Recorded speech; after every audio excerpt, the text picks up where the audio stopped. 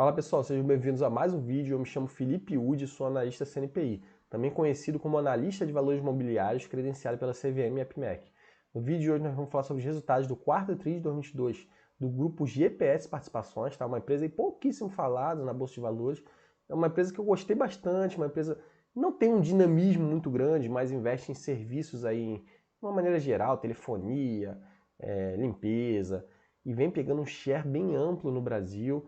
Resultados bem satisfatórios desde que abriu capital na Bolsa de Valores. Então peço para vocês deixarem o like aí, se inscreverem no nosso canal e seguir nossa página do Instagram, tá? E comenta aí embaixo se tiver alguma crítica, alguma dúvida, até mesmo alguma sugestão. Então vamos lá. Grupo GPS, tá? Então a gente já fala um pouquinho aqui no início, né, da apresentação, até interessante. É líder no setor de serviços terceirizados, tá? Lembrando que teve uma mudança aí, tá, na administração pública, que praticamente botou que alguns serviços não eram essenciais, né, para prestação por servidor público e deveriam ser terceirizados. Isso daqui pode facilitar bastante, né? Então, as facilities, né, que é a prestação de serviço em geral, segurança, logística indoor, engenharia de utilidade, serviços industriais, aquelas torres, né, para limpeza de vidro, alimentação, mão de obra temporária, marketing. Então, a gente tem uma série de serviços aí. Ó, uma gama de clientes bem grande, tá? 3.956 clientes, 140 mil colaboradores, 60 anos de atuação, uma empresa que não é jovem, é uma empresa que já é antiga, tá? Ó, a gente fala um pouquinho da estratégia de crescimento deles, ó.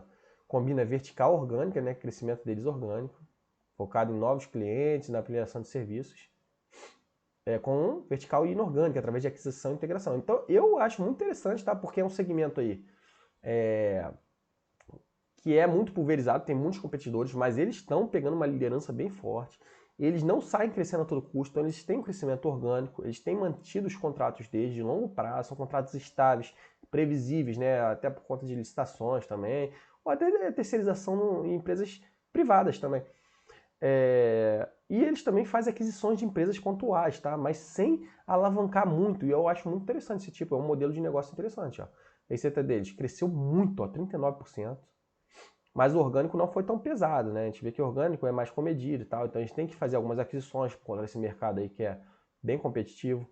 O EBITDA deles cresceu ainda mais, tá? Então a gente vê que eles estão enxugando os custos, né? Eles fazem aquisição também, ó, mas conseguem enxugar os custos rápido, tá? E aí a empresa, mais uma empresa, tá? Por mais que seja um segmento de margem baixa, tá? Não é um varejão, mas é um segmento de serviço, não é serviço de TI que tem margem bruta altíssima, né? Mas é um segmento de serviço que tem margens mais baixas, é natural do setor, tá? Tem margem baixa. A gente vê que o lucro líquido, né, crescendo bastante, porque não é uma empresa que se alavanca muito. Então, isso que eu gosto bastante do grupo GGPS, tá? Ó, o ano de 2022 foi marcado pela retomada do crescimento orgânico. Parece que eles estão investindo mais no crescimento orgânico nesse momento aí, que o cenário macro não está muito legal. E eu acho um ponto positivo, tá? Porque não adianta se alavancar num momento que está desfavorável, tá? Para fazer aquisição. A não ser que a empresa já tivesse muito dinheiro em caixa, tá? Eles até fizeram aquisições, ó, 9 companhias durante o ano, que aumentaram 1,7 bi de receita. Aí eles já fizeram integração de sistemas com essas companhias para controlar as empresas. Eu até fiz no início, quando a empresa abriu capital, acho que eu fiz outros vídeos também do grupo GPS, mostrando que eles têm um controle bem enxuto, assim, bem a nível de detalhamento lá fundo dessas empresas, de gerenciamento nacional, como é que está o andamento da prestação de serviço, se teve algum fator aí que influenciou a prestação de serviço de maneira indevida, para eles não serem penalizados, porque esses contratos são controlados através da prestação de serviço. Não é o profissional ficar parado lá por hora prestada, normalmente. É um serviço prestado, é uma limpeza de um serviço, então eles podem ser penalizados. Então eles fazem um controle bem enxuto, tá? Ó, aqui eles falam um pouquinho, ó, desse controle, ó. 140 mil colaboradores, ó. Eles têm diretores regionais, gerentes de contratos, aí tem diretores executivos, diretores técnicos, diretores administrativos, tudo isso para controlar ao redor do país inteiro.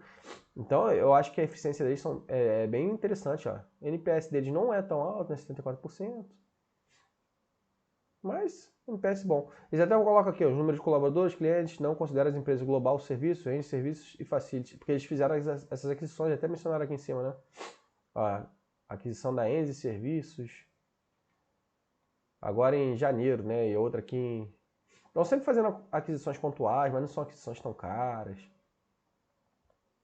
Ó, eles têm um aplicativo aqui de gestão de serviços, a gestão de pessoa que eu falei. Eles desenvolvem os colaboradores também, né, para ter uma prestação de serviços, para aumentar esse NPS. Ó, o aplicativo, um pouquinho deles. Aí eles fazem treinamentos pelo aplicativo, eles administram os contratos. Ó, até economia de água, comissão de CO2. Aí isso aqui são normas aqui mais para ESG, que eu acho que nem impacta a empresa, né, no ponto de vista operacional, eficiência, né. Isso aqui é só para falar do aplicativo. É até engraçado, né. Aí quantidade de usuários, enfim, candidatos, né, porque eles também vê aqui informação aqui dos candidatos que podem ser contratados. Risco trabalhista, né? Então isso aqui é um risco daqui importante para a empresa que presta serviço. A despesa trabalhista sobre a receita, porque isso aqui pode dar uma provisão, né? Ó, a provisão tá até aqui embaixo, né? Provisão para contingências, mais pagamento de ações trabalhistas. Quantidade de ações trabalhistas por total e colaborador. Então a gente controla aí um pouquinho, a gente vê que bem controlado aqui, ó, 1,1%. Novas ações, encerrar, né, com fusões, aquisições, enfim. Ó, a concentração da receita, a gente vê que o maior cliente é só 4% da receita da empresa por cliente, de 2 a 50, 39%, 51 a 100, 44%, e os demais clientes... Não, 44% é demais clientes.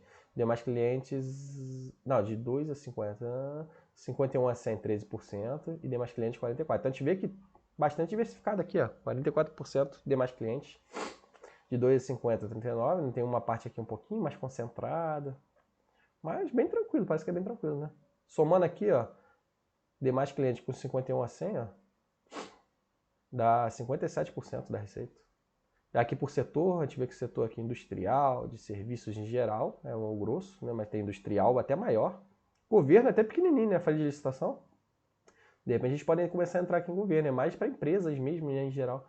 Infraestrutura 12 e varejo 7. Varejão, né? Aqui eles falam um pouquinho do segmento, né, da empresa. O que é facilities? É limpeza, jardinagem, alimentação, prevenção contra incêndio, recepção, apoio administrativo, mão de obra temporária, serviço industrial, manutenção predial, automação industrial. Então eles treinam bastante, bastante setores aí diferentes, ó, segurança patrimonial, segurança pessoal. Então a gente vê que por setor aqui, o facilities é maior, né? Normalmente o segmento de serviços, esse facilities aqui geralmente é maior, mas a gente vê que bem distribuído, tá? Ó, até proteção de aviação eles têm, ó. Operações centrais de monitoramento, solução integrada de segurança, controle de acesso. Muita empresa, acho que eu falei no IPO, né? Muita empresa, não, muito governo está investindo nessa parte de segurança, né? Em Curitiba tem um centro de monitoramento, a gente até fala aqui, ó, centrais de monitoramento. No Rio de Janeiro também investindo bastante. A logística indoor, a gestão de armazéns, suporte de produção, enfim. Passageiros também, né? Eles vêm entrando nessa parte de aeroporto. A receita deles cresceu ó, no quarto tri. No ano também cresceu 39%, até mais. Tem alguns gráficos aqui embaixo, né? 29% de crescimento. Receita, 39% no ano. Por conta de novos contratos também, né? Implantação de novos contratos.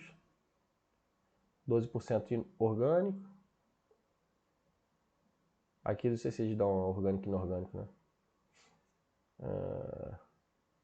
Não teve nem muito aqui. No orgânico teve um pouquinho aqui no quarto tri, né? De receita. Impactou, fez subir, né? Fez subir essa receita aqui, né? Por conta do inorgânico aqui do 2022. Mas a gente vê que eles conseguem ter um reajustezinho aqui contratual no orgânico, né? Aqui foi 2022.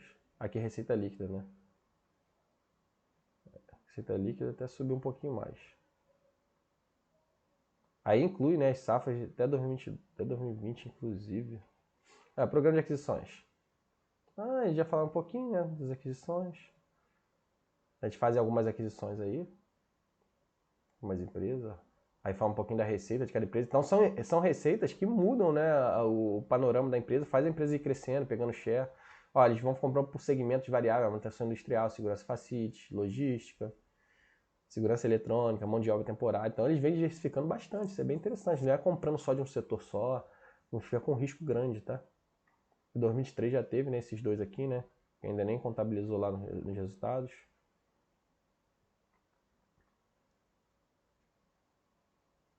Lucro líquido deles, a gente vê que teve um resultado financeirozinho, até aumentou, né? Não tem como não aumentar com a Selic assim alta. Mas a gente vê que o lucro deles expandiu. Mas teve aqui efeito grande também do imposto de renda, né? Então a gente tem que olhar aqui, ó, no 2022 teve efeito, no quarto tri também, então a gente... na verdade aqui acho que é desconto de imposto de renda, né? Acho que essa amortização aqui... Não, na verdade isso aqui, ó, desconsidera. Isso aqui é imposto de renda paga, tá? Isso aqui é imposto de renda paga porque é reconciliação pro EBITDA, novamente. Mas o lucro deles conseguiu aumentar, porque teve uma expansão aqui do EBITDA, né? Uma expansão razoável. O que teve impacto aqui em 2022 do EBITDA, né? Tem aqui o EBITDA ajustado. Aqui eles já dão ajustado, né? Uma baixa de ativos, reversão de tributo, deve ser tributo aí trabalhista, talvez. No quarto tri também cresceu um pouquinho. Resultado financeiro já não veio tão ruim, né? Então assim, o resultado deles veio até ok. Não sei se a gente fala aqui mais alguma coisa interessante. E falando, né? EBITDA cresceu 50%. Vamos contar. Eles fizeram um ajuste lá, né? Não sei se tem alguma coisa interessante nesse ajuste. O EBITDA ajustado considera apenas 3 tipos de eventos: reversão de contingências cíveis e tributárias, e provisão para riscos fiscais, aquisição de controlados. Isso daqui não é interessante, né? Eventos relacionados à aquisição de controlados, porque não sei se é gastos da fusão, né? Gasto com diligências legais e financeiras, perdas incorridas que são objeto de indenização pelos vendedores. Outras receitas ou despesas não relacionadas. Parece que é ok esse ajuste, tá? Mas não tem nada demais aqui que eles tiraram, não. Aí o lucro deles cresceu, né? Tanto no quarto tri como no ano. Faz até ajustado aqui. Ajustado um pouquinho maior. Nada demais. Fluxo de caixa deles. Parece que eles pegaram um pouquinho de dívida, né, agora, né? Isso aqui que eu não gosto muito, né? Não é um momento assim de alavancar, a empresa está crescendo e tal. De repente poderia dar uma acomodada um pouquinho, crescer aí com essa geração de caixa, tentar crescer. Ó, eles pagaram juros aqui já. Aí pegaram esse caixa aqui e já alocaram, né? Investimento. Então já está com investimento aqui, ó. Caixa líquida de atividade de financiamento, ó, emissão de debêntures não conversíveis. 1,5 bi. E programa de recompra, né? Capital, emissão de ações, né? Mas aqui é opções de compra, né? Acho que isso aqui é para remuneração de executivos. Então eles se alavancaram um pouquinho aí, mas vamos ver se embaixo eles falam da dívida, tá? E eles aplicaram, né? Eles pegaram esse dinheiro aqui, ó. Aplicaram 823 milhões e fizeram a aquisição de 297 milhões. Então eles botaram o dinheiro em caixa, né? Para ir fazendo compras pontuais. Então eles devem pegar a dívida de longo prazo e botou uma parte aí de curto prazo, né? Então caixa deles aqui, ó. 2,7, com uma dívida bruta 3,6. É uma dívida tranquila, tá? Não é nenhum grande risco. A gente vê que a alavancagem deles ficando mais ou menos em linha, né? Trimestre a trimestre. Então parece que eles se alavancam em alguns momentos e depois vão desalavancando também, né? Não fica com essa alavancagem alta. Ó. Estão vendo que estão com oportunidade para investir, né? Comprar essas empresas aí de repente muito barata nesse momento. Então acho que não tem nenhum grande risco, né? Que debênture, né? Que eles emitiram agora. Deve ter se alavancado porque estão vendo que está muito barata, né? Assim como a bolsa está barata, o mercado em geral está barato. Deixa eu ver que a alavancagem deles aí tá baixa porque está crescendo o EBITDA, né? Ó, eles estão com dinheiro em caixa, reforçou a posição em caixa. Dívida deles é bem diluída, né? Por longo prazo. Então, acho que não foi tão ruim assim essa alavancagem deles agora, não. Porque eles se alavancam, mas estão conseguindo crescer o EBITDA, né? Rentabilidade. E botaram um dinheirinho ali em caixa para ir fazendo aquisições pontuais, igual eles sempre vão fazendo, né? Aqui eles falam um pouquinho do ROIC, né? Eles têm um ROIC alto, né? Então eles vêm conseguindo ter esse custo da dívida inferior ao capital investido, né? Que é o spread que a gente sempre fala, né? Eles botam um pouquinho aqui do NOPAT, né? Porque tem questão do imposto que eles pagam, algumas normas aí de serviços. Então tem o NOPAT crescendo. conta da alíquota de imposto, eles usam a alíquota até com base de 34%. Então estão com o NOPAT crescendo, dívida líquida aqui média ponderada também. Então eles calculam o ROIC, né, com base no NOPAT, por isso que eles mostram o NOPAT. A gente vê que até caiu um pouquinho, mas tem um ROIC bom, tá? 19%, até nesse momento de alta de juros. Então eu não achei ruim essa alavancagem deles no momento atual, não. O ROI deles também é bem forte, tá? Então a gente vê que eles compram empresa barata, né? Por isso que eles se alavancaram agora, provavelmente. Ia pegar essa emissão de debênture para comprar essas empresas aí. Como o mercado tá com alta de juros, inflação alta, as empresas ficam desesperadas. Muita empresa falindo. A gente está vendo aí muita empresa de varejo, né? Americana, Marisa. Essas empresas de serviço, como é um mercado muito pulverizado, também sofrem muito. Então eles também estão se aproveitando, que eles têm um caixa, uma geração de caixa aí boa, são uma empresa aí que vem crescendo ao longo do tempo, para comprar essas empresas aí que estão sofrendo, para depois melhorar e colocá-la dentro do portfólio, né? Eu acho que foi basicamente isso daí, tá, pessoal? Acho que não tem muito mais a falar do Grupo GPS. Gostei bastante, tá, do Grupo GPS também. É uma empresa aí que eu venho acompanhando desde o IPO. Eu acho que é uma empresa que está dando resultados bons, está mantendo sua política de crescimento. Achei interessante essa alavancagem, né? Ao longo da apresentação a gente foi vendo. Tem empresa aí que está segurando, né? Por exemplo, eu falei do Grupo Mateus. O Grupo Mateus desalavancou agora um pouquinho por conta dessa alta de juros, está segurando um pouquinho o Capex. O Grupo GPS já fez o inverso, né? Mas a gente vê que a alavancagem deles também está controlada, né? A dívida líquida sobre EBITDA, o endividamento deles aí também está bem controlado. A empresa vem crescendo, vem conseguindo diluir suas despesas ao longo do tempo. Tem muito a diluir mais quando tiver uma integração mais enxuta, né, desses processos aí das empresas adquiridas. Pessoal, espero que eu possa ter contribuído de alguma forma com vocês. Peço para vocês deixarem o like, se inscreverem no nosso canal, seguir nossa página no Instagram e comentar aí embaixo se tiver alguma crítica, alguma dúvida, até mesmo alguma sugestão. Valeu? Forte abraço.